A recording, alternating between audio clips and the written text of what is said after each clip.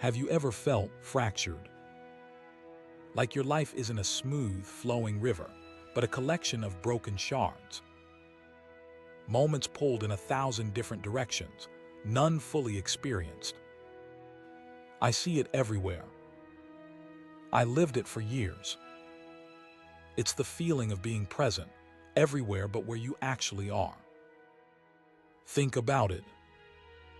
That quick glance at your phone during a child's recital. The email you fired off during a perfectly good sunset. The work call you took while your partner was trying to share something important. Individually, they seem insignificant. A fleeting check-in. A quick response. A harmless act of efficiency. But what if I told you those seemingly harmless acts are stealing something profoundly valuable? Something you can never get back.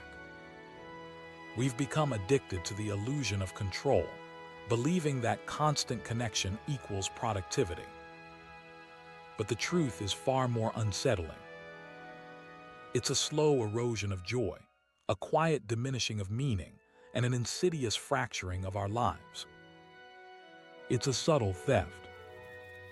Not of money, not of possessions, but of presence. Of the ability to truly inhabit a moment, to savor it, to let it seep into your bones and become a cherished memory. We are, all of us, accumulating a debt of attention. And the interest rate is remarkably high. Let me share a story. Researchers once observed parents at a science museum with their children. A simple, joyful experience, right? Except some parents were subtly encouraged to check their phones frequently. Others were asked to minimize their phone use. The results were startling. The parents who were constantly on their devices reported the experience with their children as significantly less meaningful, less fulfilling, and incredibly, they felt lonelier. Lonelier, even while surrounded by their own children. Think about the weight of that. The very technology designed to connect us is, in fact, creating distance. It's building walls around our hearts, muffling the sounds of genuine connection. It's as if we're watching our lives unfold through a screen, rather than living them directly. And it doesn't stop with personal moments. Consider the tourist, eager to experience a breathtaking cathedral. But instead of absorbing the art, the history, the sheer majesty of the space, they're busy framing it for Instagram. They're experiencing the cathedral through their phone, not with their senses. A week later, they remember less of the details, less of the feeling because they weren't fully there. The moment wasn't registered as a lived experience, but as content. My own research has revealed a similar pattern. I've studied high-performing professionals, individuals who are driven, ambitious, and dedicated to their work. And what I've found is that the more successful they are, the more their work bleeds into their personal lives. They spend less time nurturing relationships, less time engaging in hobbies, less time simply being. They are perpetually on, perpetually available, perpetually connected. And the cost? It's staggering. Companies lose an estimated 32 days of productivity per employee each year due to depression, burnout, and stress. These aren't just numbers on a spreadsheet. They represent real human suffering. Exhausted minds, broken spirits, lives lived on the edge of overwhelm. I've been guilty of this myself. I remember, vividly, lying in the hospital room during the first ultrasound with my first child. A moment of profound wonder, a glimpse into a future brimming with love and possibility. And what was I doing? I was texting a client. trying to be responsive, trying to manage expectations. Happy client, guilty mother-to-be. The irony wasn't lost on me, even then. I was celebrating the beginning of life while simultaneously prioritizing a work task. A small moment, perhaps, but it was a symptom of a much larger problem. A pattern of prioritizing urgency over importance, of allowing work to encroach on the sacred spaces of my life. When you add up all these moments, the quick checks, the hurried responses, the constant connectivity, what do they amount to? They add up to life shortchanged. Shortchanged on meaning, on joy, on genuine connection, on the very memories that define us. We've built a culture that glorifies busyness, that equates self-worth with productivity. We wear our exhaustion as a badge of honor, as if being overwhelmed is a sign of importance. But it's a lie. A dangerous, self-destructive lie. But there's hope. The pandemic forced us to rethink our relationship with work, to question the assumptions that have governed our lives for so long. And now, as we rebuild, we have an opportunity to create something better. A culture that respects time, that values presence, that prioritizes well-being. This isn't about grand gestures. It's not about quitting your job and moving to a remote island. It's about small, deliberate steps. About reclaiming control of your time, one moment at a time. Let's start with rest. What comes to mind when you hear that word? A lazy afternoon. A tropical beach. A long, uninterrupted sleep. It sounds idyllic, doesn't it? But for many of us, the thought of rest is immediately accompanied by a feeling of guilt. We worry about falling behind, about letting our colleagues down, about not being productive enough.